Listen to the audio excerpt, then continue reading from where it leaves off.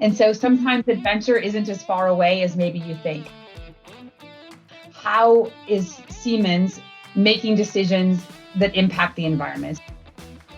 Is what's going on with our customers and how can our Siemens solutions help them become more sustainable? It's the thing I love the most about this job. I did not go to university for sustainability. And I think a lot about what I studied, which is mechanical engineering. Football was very much ingrained in me from a young age because of the location where I grew up. And I think the more we can share the things that we have, especially things that you don't use that often, the more you can really have those smaller impacts. And I just always challenge everybody to make one decision that's more sustainable every day. Our goal is to get everybody within Siemens considering sustainability in their decisions. There's these small things you can do that all add up at the end of the day. Quote, 80% of the impacts are determined at the design phase. So we see carrots and we have sticks that are driving action and activity and real significant investment. Hello everyone! This time we have another slightly different episode of Love to Learn for you. Eryn Devola was our guest. She is Head of Sustainability at Siemens Digital Industries. And it was a real pleasure talking to her. Find out why she has been pursuing the topic of sustainability for a long time and what she contributes to it both personally and professionally. You will also learn a lot about her hometown of Winsconsin and what she connects with Germany. Now I hope you enjoy listening to our new episode.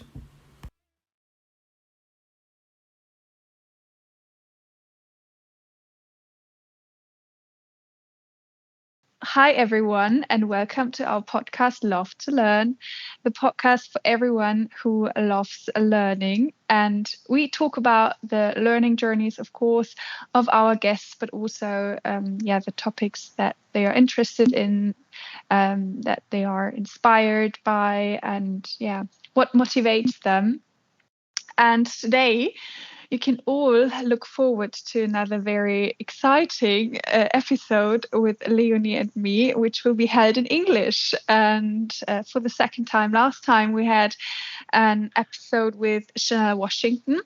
And this time we do have Eryn Devola as our guest here today. And she is Head of Sustainability at Digital Industries. We are so excited to have you here. How are you? I'm doing great today. It's a nice weather day here in the US where I live, and I'm just real excited to talk about learning. How are you, Leonie? And welcome. Yeah, thank you. I'm great also. It's afternoon in Germany, and we have had a few appointments today, but now I'm excited to do our new podcast episode. Yes. So, as I mentioned, we always start with a question. So I would like to ask you too, when was the last time you did something for the first time? Should I start or yes, someone else? Maybe. Okay. Yeah, we talked about that a bit earlier, and I told Rufi already, but I make a list at the end of every year with things I've done for the first time in the year that has passed by. And when you asked me the question, I had to laugh and look at the list for this year because I updated it in July the last time. And this year I was the first time eating alone in a restaurant. And I think that's a great first time, and I should do that more often. Really? How was it? It was a bit strange at the beginning because I don't know, it's always a bit strange because you think everyone looks at you, but in case no one is doing that, because that's really not interesting when someone is sitting alone at a table. Yeah, but I brought my phone and my headphones, so I just watched a series or something because it was summer and I sat outside. Yeah, but I enjoyed it and should do that more often. Don't hesitate. Don't hesitate. What was So my last time, for the first time, I really had to think about it because I don't have a list like you. It was very surprising to me that you're writing a list of all the things you've done for the first time. So it was very hard for me to come up with something. I have to give a very simple answer. I've watched for the first time this year or ever in my life, The Grinch. It's so basic, but everyone was recommending me to watch The Grinch. And I'm very into Christmas. I love watching Christmas movies. And I thought, okay, give it a go. It's a very old movie. It's, I don't know, a classics. Have you seen it, Eryn? Of course. Of course. Okay. Okay. I did it for the first time. It was quite good. Yes. Yeah. So cool. So you watched the original, not the Disney episode? Yes, of course, the original one. Okay. What about you, Eryn? I would probably tell you I've seen The Grinch, both of them, at least 30 times. Oh, really? Alone or with your daughter? Usually, I have 3 children who are now teenagers, but when they love that movie around Christmas time and they love to see it. So, and when they're young like that, they like to watch the same movies again and again. So, last time I did something for the first time was yesterday, actually. Some friends and I went down to the local conservancy and they do a great holiday display of plants and whatnot. And something I realized, maybe like you, Leonie, about a year ago, is that we've lived outside of Pittsburgh for about 10 years, and there's a lot of local places I've not visited. And so sometimes adventure isn't as far away as maybe you think. And so I'm trying to do a lot more adventures that are closer to my home, because there's really a lot of great things to do and see with, at least, I work in sustainability, but with a lower carbon footprint and without having to maybe explore so far from your home. So that's probably the last. Yeah, it was just yesterday. So the last time I did something for the first time was going to the Phipps Conservancy last evening. All right, that sounds so great. Mm-hmm. Same actually with our hometown or Bavaria. We have very beautiful places here which are just around the corner, and sometimes you just don't think about it, but you have to keep exploring that as well, and it's more sustainable too. That's true. Yeah. And I will be in Munich next week. And it's one of the things that I'm trying to do more of, is make sure that when I'm there, I go explore some of those things instead of, I love spending time at work with my colleagues, but also making some time for culture, making some time to see something different or to engage in a different way. So I actually have a whole list of things I want to make sure to go see while I'm there the following weekend. So also increasing my list or the frequency of my first times. Yeah. So we should all start a list of first times, because that's so great when you see it and then you're like, oh my God, I've done that this year and I've never done it before. So you're a bit prouder of yourself. You inspired me to do a list. Yeah. Keep it. Yeah, and that's a nice recap of the year at New Year's Eve or something like that. So, Eryn, you are Vice President of Sustainability for Siemens Digital Industries, where you lead the sustainability horizontal market to manage the strategy for profitable sustainability for Siemens and the customers. And you've been part of the Siemens team since 2012, so almost 11 years, 12 years. So most recently as the North America Director of Sales for Siemens Large Drive Applications. And your career includes roles of increasing responsibility across quality, plant management, operations, and sales. And beside your business career, we guessed, or we assumed, that you are a very home-loving person and you love to be inspired by new things, and that your heart beats for making the world a more sustainable place. That sounds pretty good to me. So if I look at in my role here, we really look at sustainability through 3 different and complementary lenses, right? So that first lens is, how is Siemens and Siemens Digital Industries, and my responsibility, making decisions that impact the environment. So that's within the data centers that we run, the vehicles, the company vehicles that we have, the factories that we have. That's our own operational footprint. We then get to look at sustainability through the lens of the products that we produce. So what's happening in that production process, but also what we call upstream in the supply chain. So how did the stuff get there? And then after we sell it, what's happening in the use phase? And then what value recovery or remanufacturing, reuse, recycling is happening at the end. So that's the product space. And then the third space that I get to look at or think about is what's going on with our customers and how can our Siemens solutions help them become more sustainable. So it really gives me and us at Siemens an opportunity to make a lot of really different and big impacts. So it's the thing I love the most about this job.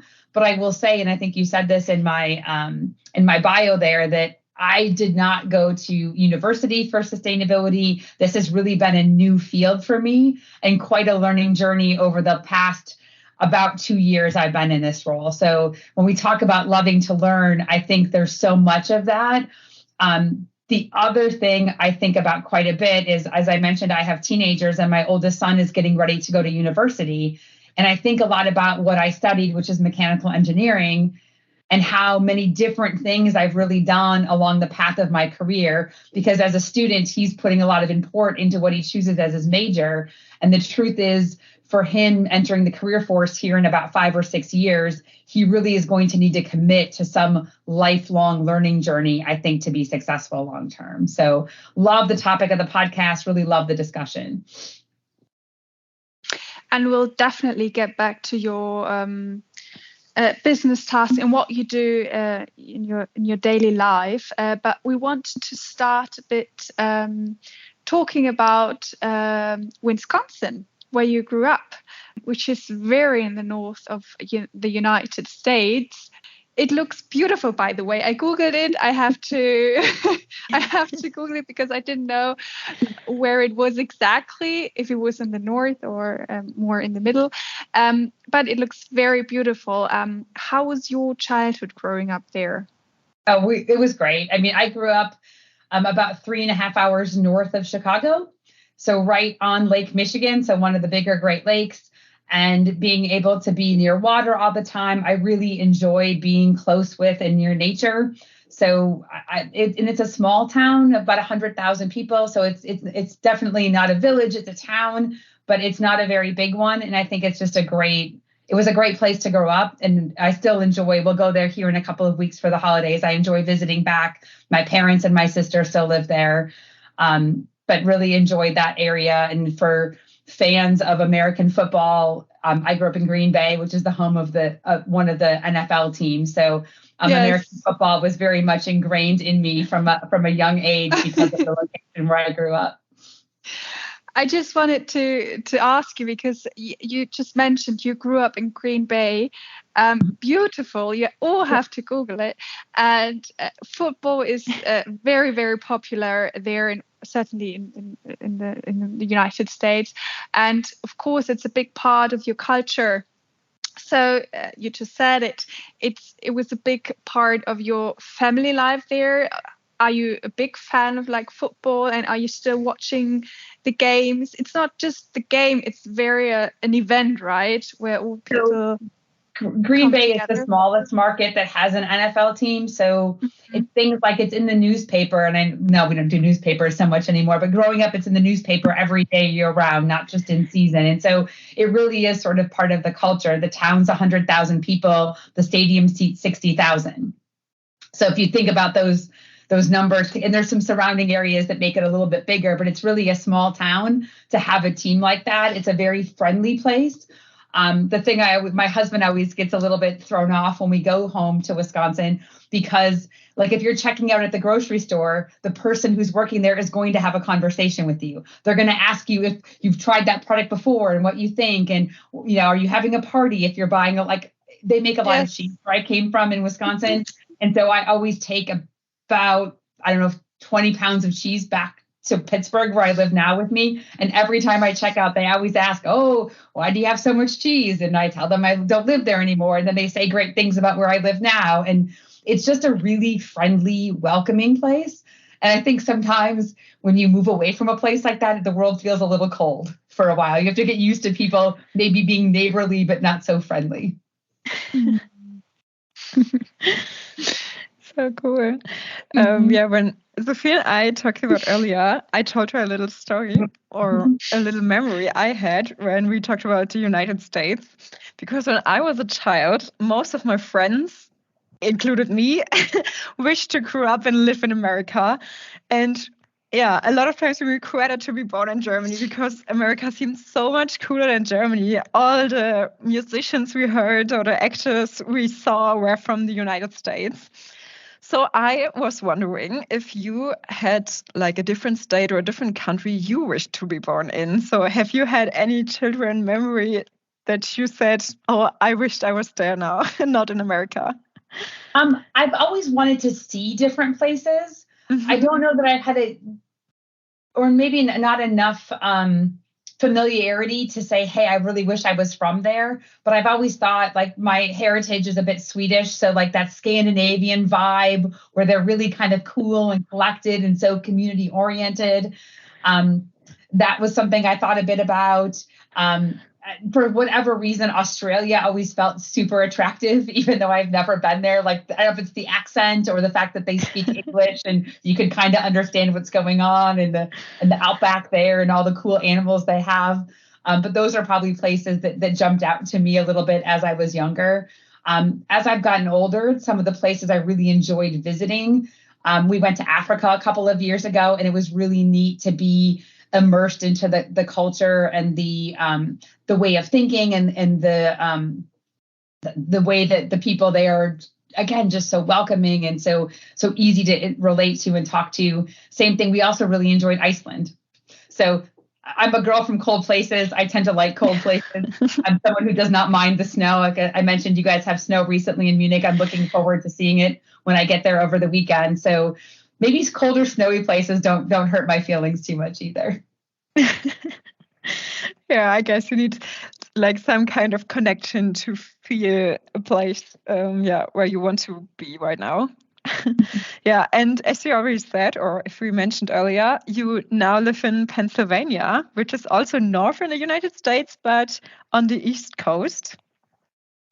So we wanted to ask you if it was a huge thing for you to move that far away from your hometown. So because it is a different state and probably a different culture. Yeah, because we know the same from Germany. We have 16 different states, not as much as you have, but yeah, it's quite different to move in a different state then. So I've always felt very rooted in being from Green Bay, but I've never felt the need to move back there. So after I left for college, I've never lived in Wisconsin again. So at one point I lived in 5 or 6 states, I think, in 6 years. So the moving state to state hasn't really been a thing for me. But you are right that the culture feels different. I remember moving to rural North Carolina for a job early in my career and calling my mother and saying, I know they're speaking English, but I'm not sure what this man is saying to me. I just like the accents are thick, the word choices and what words they choose sometimes are different. And you're like, I know it was English, but I only got like 30% of that. So I have appreciated that and seeing the diversity that even exists across the US. But we live here in Pittsburgh because it's where my husband is from. And after we had children, we were living in another state. It was important to him to come back and live close to his family. And with 3 young children, the help was really a big part of that too. So we live very close to his parents, which has been really great for us. And the culture isn't that different. Like I mentioned, they're a little bit less friendly than where I'm from. But in general, it's relatively similar. I think the biggest challenge for me is where I'm from is a little flatter and it's very hilly. We live in the foothills of the Appalachian Mountain Range. So things like you can't read a book when you're in a car because you will get car sick because they're always going up and down or around a curve. So those are some of the things that were a little harder. And because all the roads are carved into mountains, the lanes get very narrow. So that's the thing, in the farm fields of Wisconsin, I'm used to it being a little bit more spread out in those wide open spaces where here we're a little bit more sandwiched in. I'm curious and pretty much not familiar with your accent, but do you have still an accent from your hometown, or do you have not an accent at all? I don't think I do. Maybe a little funny story. The first time I brought my then boyfriend, new now husband, home, I didn't necessarily notice the Wisconsin accent, but we left my house and he was like, "Oh my gosh, your mom has the strongest accent I've ever heard." And so it's like things you don't hear. But like there's like a lot of long O's. Like if you've seen the movie Fargo, like we have a lot of that. Like, oh, you betcha. Oh, come on. Like that's a kind of a little bit of a Wisconsin accent I can put on when I go home. But I would say that I would say I'm fairly accent free, but I think everyone thinks that, right? Yeah, that's true. Yeah, that's so funny. But I know the same problem with the language because I moved to Bavaria not so long ago, and I was in Austria before to study, and my hometown is near to Luxembourg. So yeah, we also have like language problems in the different states in Germany, and yeah, Austria is also speaking German, but Austrian German, and it's a whole different thing. I was there, and when they speak in their accent, I don't get a word, really not. And I was like, oh my God, what should I say now? Because I don't know what they're talking about. Yeah. Yeah. And the next question was if you ever have been to Germany, but I think you already answered it because you have been to Munich already. Yeah, I think I was in Germany 60 days last year. Oh my God, that's really? so much. Yeah, I'm actually quite a bit, mostly for work, but I'm often in Munich or in Nuremberg, where we have our FA business and our MC business. I've not yet been to Karlsruhe, where PA is. That's next on my list to make sure that we hit there. But then I spent a week in Berlin, a week at the Hanover Fair. So I actually spend a fair amount of time in Germany. I do wonder at some point when they see my passport, when I come again, and look at all of the stamps from Germany. Oh, really? Nice. Yeah, that's cool. And did you, I just wanted to show, did you enjoy it, your stays in Germany? Yeah, so Siemens is my second German company I worked for. Previously, I worked for BFH. And I got to go to Berlin quite a bit then, and I was much younger at the time. And I had taken German lessons then. I really wish I would have held on to that because my German language skills are not good. And if I would have held on from then until now, I probably could be fluent. That's one of the things I wish I could speak German, which I cannot yet, which is why we're in English today. And I appreciate that. But I do enjoy being in Germany. It does start to feel like a second home because you spend so much time there. I know where my favorite coffee shop is. I know how to get around both the Munich and Nuremberg train stations very well. And you start to feel a little bit like, I got this. Like, I know what I'm doing here. Well, it's never too late to start learning new things. But now we want to come to more serious topics. As we researched, we found an article, and you said there, or it was an interview, I don't know. You said if you could send a message to the world, it would be everyone can make a difference. And saving the planet and improving the living conditions of all people living on it is a huge challenge to which every single person must contribute. So you are very committed to sustainability, and you're trying to make, obviously, the world a better place, not just for Siemens. So what does this look like in your private life? What motivates you, and what small contributions are important to you? So first of all, I am one of the millions of people doing sustainability imperfectly. And I think we just need to all accept that nobody can do it perfectly and that we all need to do it imperfectly. So from my motivation, I think it was 4 years ago now, my family and I traveled to Alaska for a holiday. And it was never more tangible than seeing how far and how quickly some of the glaciers are melting there. And I think that for me, as an opportunity came up to work in sustainability, really solidified for me that this would be a great way that I could find a lot of great meaning in my work. And so that's what really motivated me to switch my career. But as far as in my private life, it's really about saying, hey, do we really need another of whatever? Or can we get by with what we have? Or does a neighbor or a friend have whatever item it is that we could borrow? It's about, walking when you can, although we're not particularly walkable here in the US, but we do a lot of carpooling with the children and with other families, and just really trying to look at, how could I have a lower impact today by a small decision I'm making, not just these big, broader decisions about, do I buy an electric vehicle or not?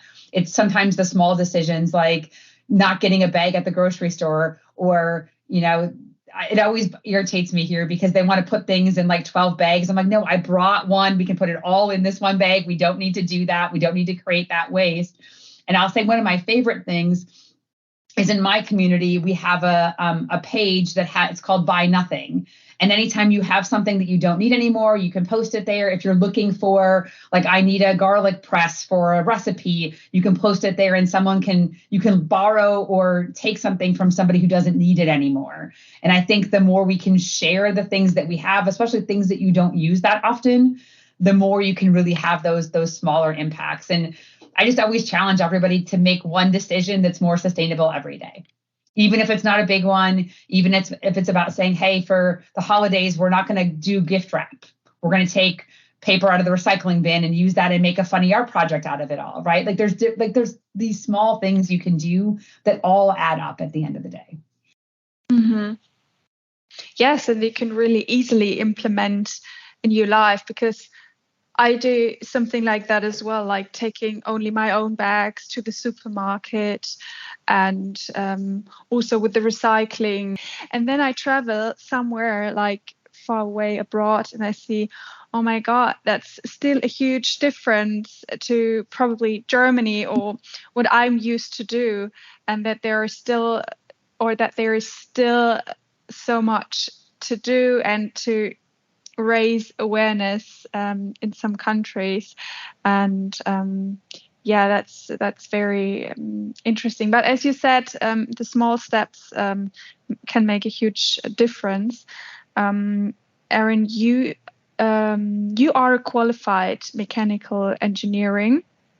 You studied mechanical engineering, so you did your Bachelor of Science and your Master of Science, and I think you also did your Master of Science in Business Administration. Is that right?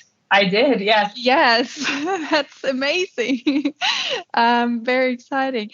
And you also said that the engineers and the innovators of the world also will be able to make a difference. And you pointed that out. Also a statement from Ellen MacArthur, who said that 80% of the environmental impact of a product is decided in the design phase. So that's very, very, very important and interesting. And it's really something that I had to think about. And you as a leader, you are probably not really involved in the operational processes, but more strategic ones. Is that right? Or are you still somehow connected to operational processes somehow? Yeah, so in my role, we really look at our goal is to get everybody within Siemens considering sustainability in their decisions. So whether those are our electrical or our mechanical engineers looking at selecting a material or making a design choice, we want to get them the right information so they can make a decision that considers sustainability. So I have a relatively small team. We're just under 10 people. And so what we see as our role is to advise the organization. So take what's going on around us, what new materials are coming out, what trends we're seeing, and make sure that we're all aware of that across Siemens, of where markets and industry is going. We also want to enable people with those information pieces, those tools. So for example, within our NX design tool, we've just added eco criteria where you can now see that when I select a material, I don't just know its weight or its size or its hardness. I also can see what its CO2 footprint is. I can also see how much water is typically used in manufacturing it. And now I can make a better decision incorporating sustainability. And that's not just true for engineers and engineering, but really if you look at Project Drawdown has a really great graphic that we use where they talk about how many future careers will need to implement sustainability. So that's in procurement people, that's in material scientists, that's within sales and finance. How do we quantify impacts? And so really so many of our job roles will need to incorporate sustainability into their decision making, not just in their personal life, but also for the work decisions they're making, for a computer programmer, how they're laying out the calculation logic to do the least amount of resource intensive calculations first if you kick it out, right? And this laying out that logic to be efficient at the beginning. And so it's definitely true for engineering. And I do use that quote, 80% of the impacts are determined at the design phase. So you have the best opportunity to influence them there. But also that doesn't mean that we don't have influence in other places. When we're making decisions at SRE, for example, about what spaces to invest in and where to place windows in a building and how to set the thermostats, and all of these things have impacts. And that's why I say that it's for everyone and for every job to incorporate it in. And I do think it's part of that lifelong learning, that the job of a mechanical engineer from 20 years ago when I was trained doesn't look exactly the same because they have new things to consider, new things to integrate in. And that's where I think some of this, the really commitment to a growth mindset and a learning culture really serves people. Because I mean, I think about this too, like my grandfather was a civil engineer, and the tools and the things that he had access to do his job are so much different than the ones I have access to. And my son is looking at pursuing mechanical engineering as well. And the tools he'll have access to are much more mature than the ones that I did when I used to do engineering work. And so being committed to that lifelong learning process and developing over time is really key. Yeah, we talk a lot about sustainability, and I guess it's a huge part of your daily work now as you're head of sustainability. And one of the topics we have to face is, of course, climate change. It is one of the most important, not the only one, but I think one that is huge in the news and everywhere. We see it all over the world. And there are many people that fight for the global warming goals that we set in the Paris Agreement of 1.5 degrees. And most of them are frustrated by now because there's too less that happens from the political sides, I guess. What advice would you give to be more optimistic for them? And are you optimistic about the goal? I am optimistic because we get a chance to see the things that are moving. We really see momentum building in sustainability, even just from 2 years ago when I started. And I think it comes from a couple of places. One, in the EU in particular, regulation is here. The EU taxonomy went into effect for our fiscal 23. And then you've got the Corporate Sustainability Reporting Directive, or the CSRD, coming into regulation starting in this year, 24 and 25, or starting in 25. So companies are really faced now with a lot of disclosure requirements and the exposure that comes with that. So I think that is driving. The other thing we're seeing in places like the US, where I live, is you're seeing financial incentives coming from government. So we see carrots and we have sticks that are driving action and activity and real significant investment. ESG funds have doubled year over year for at least the past 4 or 5 years. And the other thing we're seeing is that I think companies are realizing that their 2030, 2040, and 2050 commitments aren't as far away as they once seemed. At our Siemens business conference, we had the CEO of Mercedes come and talk to us. And one of the things that he said is, for them, they have 7-year design cycles. So to get to 2045, that's 21 years or 3 design cycles. So they have to figure out how to get net zero in 3 design cycles. And so they're starting to get more context about that. So I really see people moving from that, making a commitment to taking some investment and some action. So I think momentum is definitely building over the last couple of years. I wouldn't have said the same thing 4 years ago. Yeah, that's so interesting. And I guess everyone needs a little bit more optimism when it comes to climate change, because otherwise, frustration is right around the corner. So I feel like you need enough optimism to stay engaged, but not to think that you don't have to do something, right? So a little bit of pessimism, I think, inspires people to take action. Sometimes if you're so Yeah, optimistic, oh, true. somebody else will take care of that. I don't have to do anything. And so I want to keep people not so optimistic that it will happen without their support, because their support is really needed for us to get there. Yeah, that's true, and it's so important. Do you have any advice for everyone what they can do through everyday actions to support us with the climate change goals?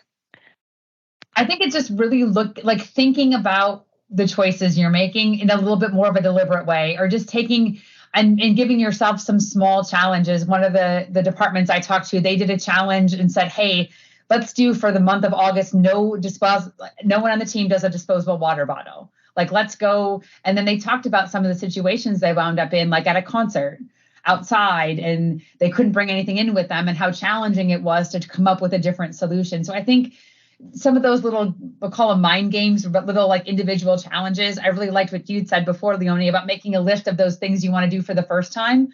Maybe it's something you could make a list of things you want to do for the last time, like use a single-use plastic bag. Like, let's never do that again. Let's try to not do that over this next year. Or, I mean, the water bottles are really the bane of my existence. Those are the ones that hurt my heart when I see them all over the place, because I just think a reusable bottle is not that hard to get a hold of anymore. Like, I don't understand that one. And so I think it's just finding those little changes you can make in your personal life, but also in your professional life, that help reduce how much electricity you're using.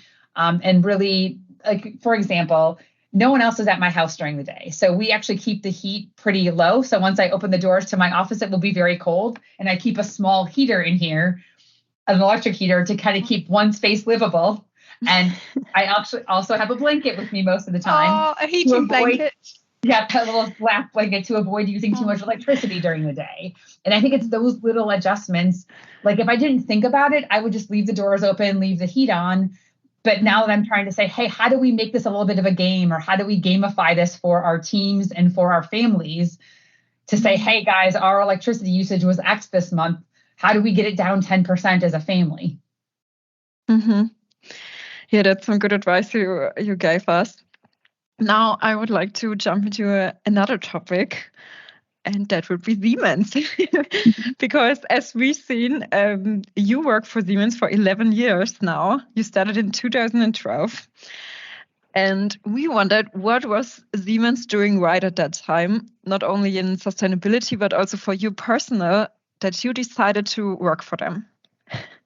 So that's the time that we decided to move to where my husband is from. And for me, I had worked 10 years at that point in home appliances or white goods. I always tell people, if nothing else, I can fix your washing machine or your dishwasher or your refrigerator. I love to talk about laundry. And I didn't really think I would make a change. But I think the great thing for me about Siemens is I had applied for the role at our medium voltage drive plant, which is actually located 10 minutes from my house. And they really were able to look beyond that. I didn't have experience that was custom to that industry. I was coming from a different industry. And bring me on board. And I learned a ton about medium voltage drives. I can also sell you or give you a medium voltage drive lesson if you need one of those. But being able to do that, come into a new place and be very willing to give me the information I needed to really be successful running the quality organization in a brand new space, in a brand new industry with a different customer base, I went from B2C to B2B.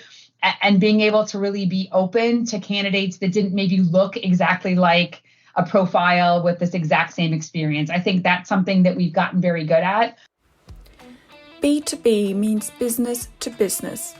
It's a form of transaction between businesses, such as one involving a manufacturer and wholesaler, or a wholesaler and a retailer. Business to business refers to business that is conducted between companies rather than between a company and individual consumer. The term B2C means business to consumer. It refers to the process of selling products and services directly between a business and consumers, who are the end users of its products or services. Most companies that sell directly to consumers can be referred to as B2C companies. I think the other thing for me, I went from that role, which was a quality management role, to a plant manager role in a different business. So I went from there to mobility, running a electronics plant. And I think that's something that we do well, is take people who we believe have potential and skills that are transferable and give them opportunity to move to a different business and move to a different function, which in this case, I got to do both and really learn something super new and apply the skills that made me successful in the first role to the second role while still learning a different part of the industry. And those are the things that I think for me have kept me with Siemens and have helped me be really happy here and having this chance to do really different things for really different parts of our business and getting that broad overarching view. And that's why I love working for Siemens. Mm-hmm. Oh, so exciting. And for my next question, I was so excited to ask you that because I would love to hear your American perspective on this. Because when we talk about Siemens in Germany, everyone knows the company and mostly they connect it with a huge success story. Everyone's like, wow, you work for Siemens. But is it the same in America? Does everyone know the company name Siemens? I think they know it a little bit less than they maybe did 20 years ago. I think for us, if I tell someone at the checkout lady at the grocery store in Wisconsin that I work for Siemens, they often think about our Healthineers portfolio. So the MRI machine that they were in. And for a consumer, that's their touch point. So you guys have in Germany a lot of Siemens branded consumer electronics still. You have Siemens branded appliances. Where you would see a Siemens brand if you're not working in a building or in a factory, or it might be on your thermostat, your fire alarm for your building that you work in or that you study in, or you would see it in your healthcare facilities. That's mostly where you see the Siemens name. I think people who are a little bit older remember it a little bit more in a broader context when you used to see Siemens branded tools and Siemens branded appliances, because for the average consumer, they don't have as much exposure to it as you do in Germany. Mm-hmm. Okay, now I know. Now we know. Now we the answer. So, Eryn, you mentioned, you are at Siemens for about, we said it, 10, 11, 12 years. So you've done many different things there that just brought you where you are right now, and you gained a lot of experience. And Leonie and I are still at the very beginning of our careers at Siemens. Even though we had some experiences abroad, we both studied, lived abroad, and we're finishing our dual master's degree, both in a half a year, and you, Leonie, in about 1 year. But sometimes it's very hard to decide which path and way to go with all the opportunities, and sometimes you have too much opportunities and also maybe the fear of missing out. And with your experience that you already had, and also at some leadership roles, what advice would you give us and probably all young women who want a career, for example, at Siemens? So I think sometimes trying to choose between 2 or 3 great options is always just so harrowing. But the truth is that no decision you're making in your career is final. You're making a decision for 2 or 3 years, not for 20 or 30 years. And so look at something that looks good to you, that you feel like you want to learn about it. Even if you try it and you decide that I don't want to do that again, or I learned something from it, but it's not for me, that helps you then dial in what opportunities. It's a worthwhile experience, whether you wind up spending your whole career there or you take it as a nugget and you take a pivot and you go into something else. For example, I loved running a factory and running factories. It is so exhilarating and exhausting. It's so much energy. It's so much going on. But I actually don't think I want to do it again in my career. So I learned a lot from it. I enjoyed it while I was there. For me, that phase has ended. And I have other interests I want to pursue now. So I think it's just saying telling yourself it doesn't have a lot of it doesn't have the gravity of being a lifelong decision. It's not like marrying somebody, right? You're trying it out for a year or two and you can decide to make a change, or you can pivot, get your network set there, learn what you can if you don't love it and pivot. And I think that there's as much value in that as in finding the thing that you love from the first try, so that it just doesn't have that as much gravity as I know I gave it when I first took my first job and thought, oh gosh, I don't know what I want to do. And it feels like too much. And I think that I just put so much gravity on it that it probably doesn't have. Your career is long and life is long. Yeah.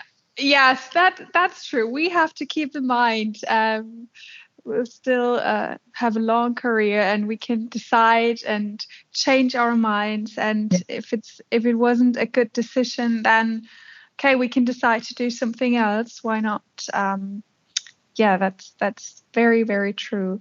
From our last hour, it's not an hour, but almost.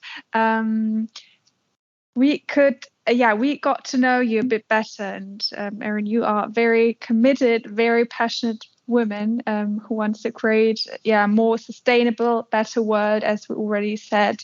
That's great. But also an important message for everyone that you're sending, which certainly also inspires others. But I would like to know, is there someone, who inspires you or have inspired you in the past, maybe?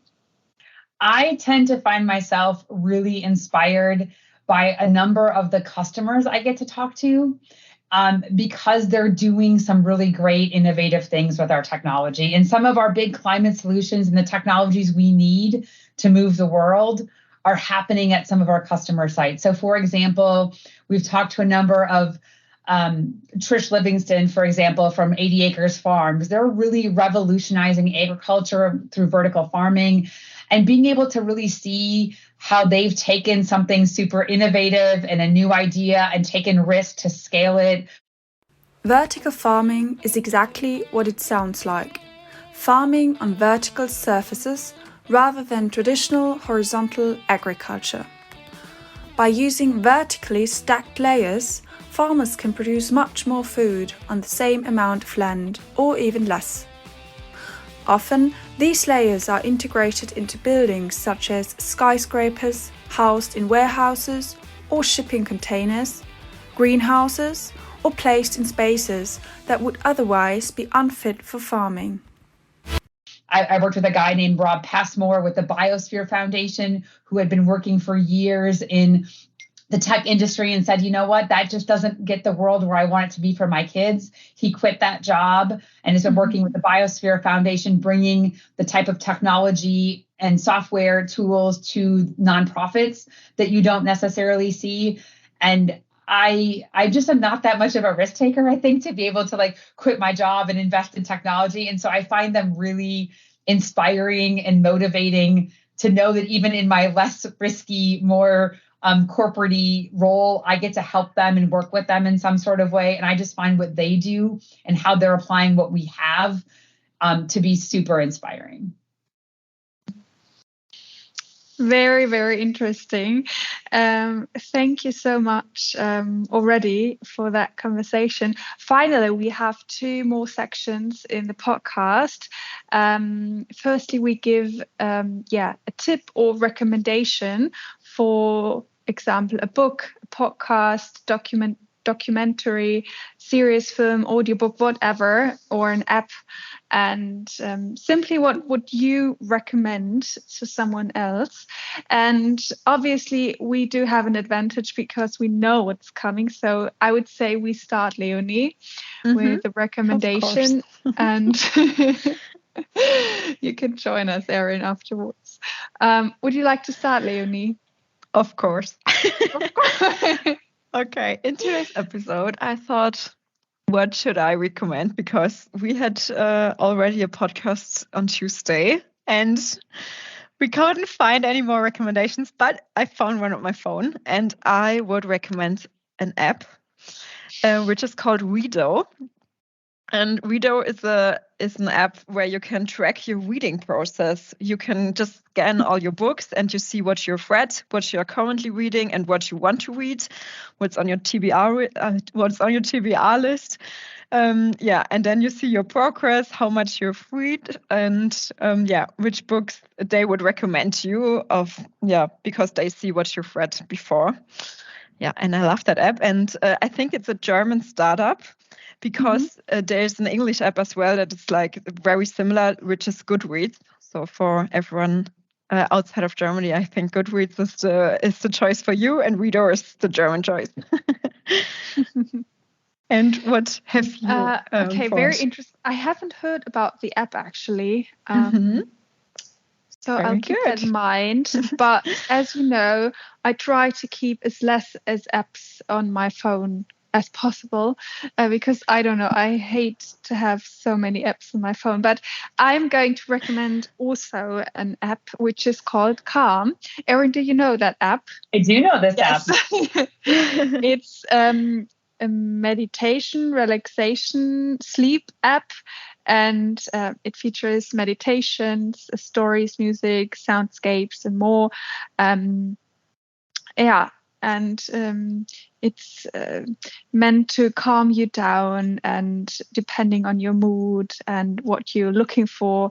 And I have to be honest, since I bought the app, I have used it almost every day. When I go to bed, I always listen to a bedtime story. And I always fall asleep. And I'm mostly I'm listening to the same story over and over again because I never know how it ends. So yeah, I would recommend this app. Perfect. So I have so many recommendations, but the first I'll start with is the climate game. If you want to really look at what it takes to get climate neutral, I can put a link in our chat and maybe you can put it in your show notes. It's from the Financial Times. It's called The Climate Game, and you can walk through and see with how much money you have to spend and what role you choose if you can save the world by 2050 or not. So that's one of my favorite little things to point people to. The other thing is I love podcasts. I listen to a lot of podcasts. And I appreciate especially those that make me think differently. So I love Malcolm Gladwell's Revisionist History. And then Shankar Vedantan's Hidden Brain are two of my Hidden Brain and Revisionist History are two of my favorites. Thank you for your recommendations. So nice. Yeah, we should try that one. Okay, now we come to our last category before our podcast ends. And that are our speed questions. So we brought 3 questions for you. And the goal is to answer the questions as short and as quickly as possible. So are you ready to answer our 3 speed questions? I think so. Okay. So the first one, you have to choose being in the mountains or being at the lake. Oh, mountains. Okay. What do you stand up for the most? Other people. Is there any quality or characteristics you would wish for yourself to have? Patience. Well, that was very good. It's a wrap. Yeah. All right. That's it. Thank you so much, Eryn, for your time and that you shared all your experiences with us. It was a pleasure to have you here, and we're really excited to listen to our final episode. But thank you so much for being here. It was great, and I hope you guys enjoy the podcast and that you have continued success with your series. Thank you so much for listening. I hope you were able to take something away, that you were inspired, or you were able to get to know Eryn and her journey a bit better. As always, we put all our news and events in the info box, so stay tuned and see you next time. Bye!